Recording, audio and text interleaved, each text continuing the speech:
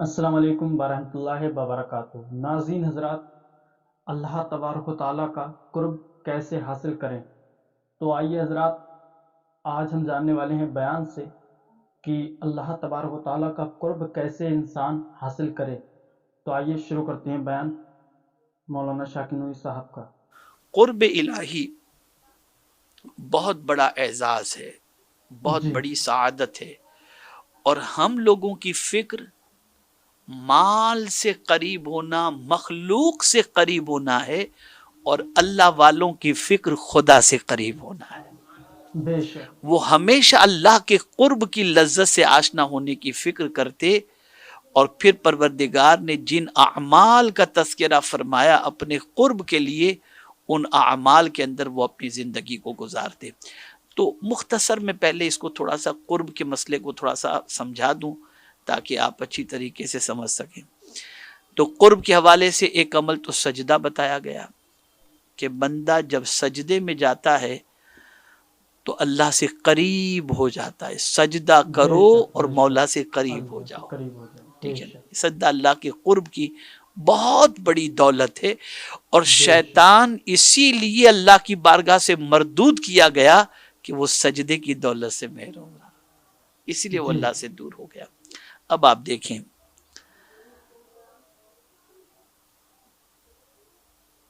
سرکار صلی اللہ تعالی علیہ وسلم کا وہ ارشاد گرامی جو قرب سے متعلق ہے، میرے آقا صلی اللہ علیہ وسلم نے ارشاد فرمایا، یہ حدیث قدسی ہے، اللہ تعالیٰ فرماتا ہے جس نے میرے دوست سے دشمنی کی، جس نے میرے دوست سے دشمنی کی، میں اس سے جنگ کا اعلان کرتا ہوں۔ یعنی اگر کسی نے ولی سے، یہ بخاری شریف کی حدیث ہے، جس نے میرے دوست سے دشمنی کی، میں اس سے جنگ کا اعلان کرتا ہوں، اور میرا بندہ، اب غور سے سنیے گا، میرا بندہ میری فرض کی ہوئی محبوب چیزوں ہی کی پابندی سے میرا قرب حاصل نہیں کرتا۔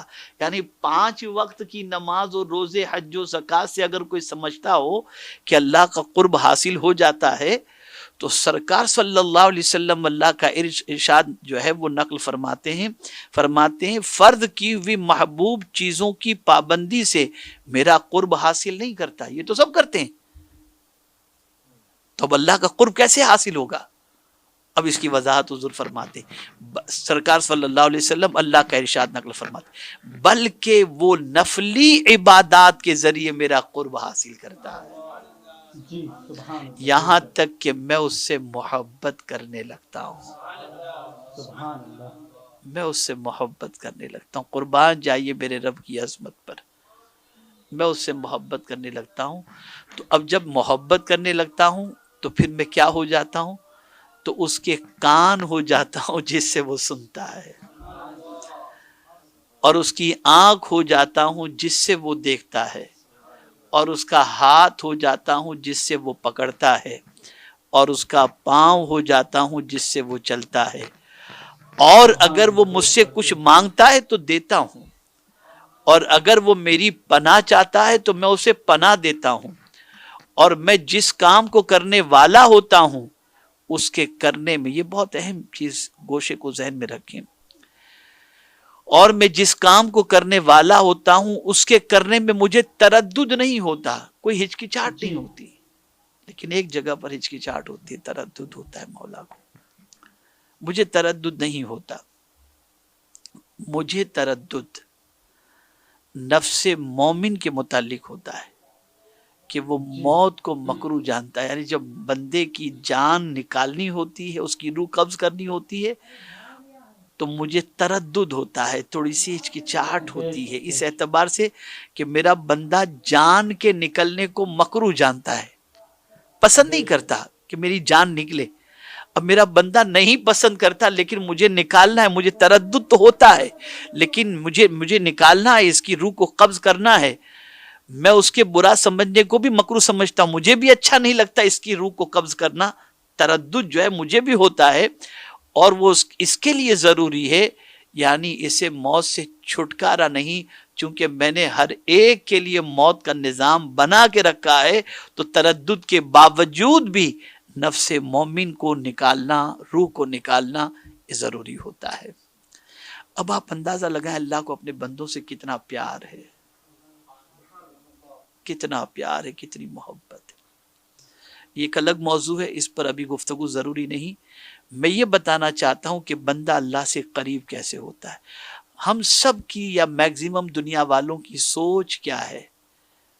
فرائض کی پابندی کے بعد آدمی سوچتا ہے میں تو اللہ کا قریب ہو گیا، لیکن مولا نے واضح لفظوں میں فرما دیا، واضح لفظوں میں فرما دیا کہ فرائض کے ذریعے میرا قرب نصیب نہیں ہوتا، میں اس بندے سے قریب ہوتا ہوں جو نفل ادا کرتا ہے۔ میرا قرب حاصل کرنے کے لیے جو نفلی عبادات فرمایا، ان نفلی عبادات کے اندر صرف یہی نہیں کہ سجدے، روزے، زکوٰۃ، حج، جتنی بھی نیکیاں ہیں بندہ ان نیکیوں کو کرنے میں اپنا وقت گزارتا ہے، چاہے وہ نفل ہو، کسی پریشان کی مدد کرنے کے لیے، یہ بھی نفل عبادات ہے، اللہ کا قرب نصیب ہو جاتا ہے۔ جی مثال کے طور پر حدیث مبارکہ میں ہے، کل بروز قیامت پروردگار اپنے بندے سے فرمائے گا بندے میں بھوکا تھا، تو نے مجھے کھانا نہیں کھلایا۔ بندہ عرض کرے گا مولا تو ساری کائنات کو رزق دینے والا، تو کیسے بھوکا رہ سکتا ہے؟ تو مولا فرمائے گا فلاں بھوکے کو اگر کھانا کھلاتا اس کے قریب تو مجھے پا لیتا۔ سبحان اللہ، بے شک۔ تو یہ جو ہے نفلی عبادات قرب خدا کا ذریعہ ہے، قرب خدا کا ذریعہ ہے۔ لیکن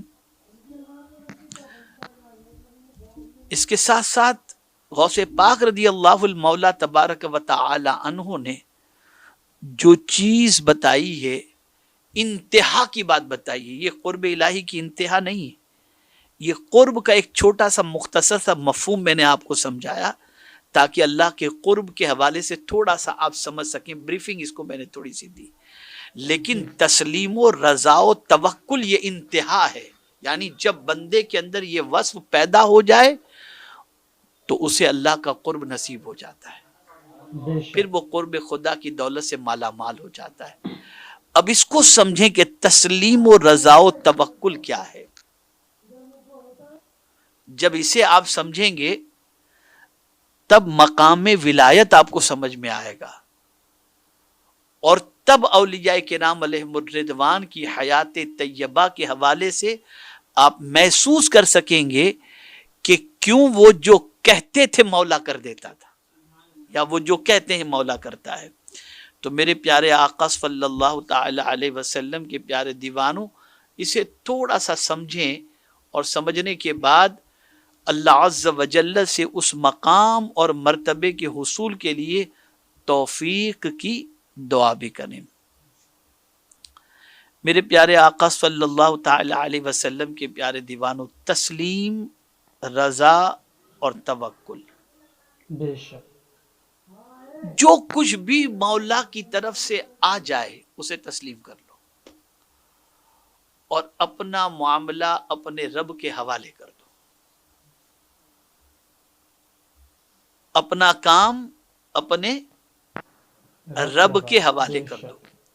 جی اب یہاں قربان جائیے، قرآن مقدس کی اس آیت پر حضرت موسیٰ کلیم اللہ علیہ الصلاۃ والتسلیم کے الفاظ قرآن مقدس میں موجود ہیں۔ حضرت موسیٰ علیہ الصلاۃ والسلام فرعون کے مکر سے، اس کی شرارتوں کو محسوس کر رہے تھے، اور حضرت موسیٰ علیہ الصلاۃ والسلام کی قوم بھی اس کو محسوس کر رہی تھی۔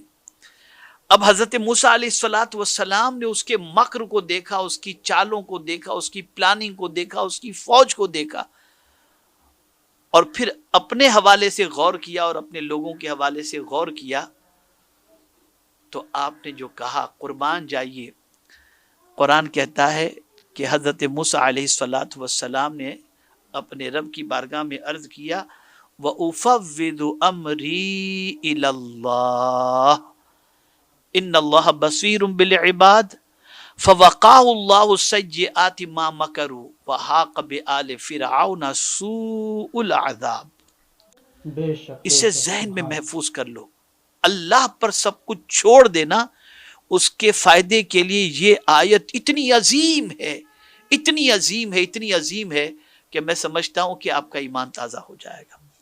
سبحان اللہ، بے شک، حضرت موسیٰ علیہ السلام نے یوں فرمایا، میں اپنا معاملہ اللہ کے حوالے کرتا ہوں۔ وَأُفَوِّضُ أَمْرِي إِلَى اللَّهِ، تفویض کے معنی سونپنا ہے، بے شک، سونپنا۔ سونپنا، بے شک، میں اپنا معاملہ اللہ کے حوالے کرتا ہوں، یعنی اللہ کو سپرد کر دیتا ہوں۔ اب بے شک، جیسے انہوں نے یہ کہا کہ میں نے اپنا معاملہ اللہ کے سپرد کیا، اور اس کی شان یہ ہے کہ وہ بندوں کو دیکھتا ہے، بے شک وہ بندوں کو دیکھتا ہے، تو اللہ تعالیٰ نے انہیں ان کی بری چالوں سے محفوظ رکھا۔ سبحان اللہ، یعنی جب سبحان قدرت کے اللہ، بے سپرد انہوں شک، نے کر دیا تو اللہ تعالیٰ نے فرعون کے مکر و فریب سے اور بری چال سے حضرت موسیٰ علیہ السلام کو محفوظ رکھا، اور صرف محفوظ ہی نہ رکھا، اس کے حوالے کام کرنے کی وجہ سے قرآن کہتا ہے اور فرعونیوں کو دکھ دینے والے عذاب نے آ گھیرا۔ یعنی اب پروردگار نے اپنی طاقت کے جلوے اس طریقے سے دکھائے کہ ایک میرا بندہ اپنا کام میرے سپرد کر رہا ہے، اور پھر وہ میرے بندے کو ستاتا بھی ہے، تو ایک طرف بچایا بھی اور ستانے والوں کو عذاب میں گرفتار بھی فرما لیا۔ تو یہاں سے یہ بات واضح طور پر سمجھ میں آتی ہے کہ اپنے معاملات اللہ کے سپرد کرنے کی عادت بنانی چاہیے۔ بے شک، سبحان اللہ، بے شک۔ تو بیان اچھا لگا ہو تو ویڈیو کو لائک کر دیں، چینل کو سبسکرائب کریں اور بیل آئیکن ضرور دبا دیں تاکہ آنے والی ہر اسلامک ویڈیو آپ تک سب سے پہلے پہنچتی رہے۔ اور یاد رکھیں، اگر اللہ سے قریب ہونا چاہتے ہو تو مولانا شاکر نوری صاحب نے جو بیان میں بتایا ہے، بے شک اس پر عمل کر لیں، انشاءاللہ آپ اللہ سے قریب ہو جائیں گے، اللہ کا قرب نصیب ہو جائے گا۔ السلام علیکم ورحمۃ اللہ وبرکاتہ۔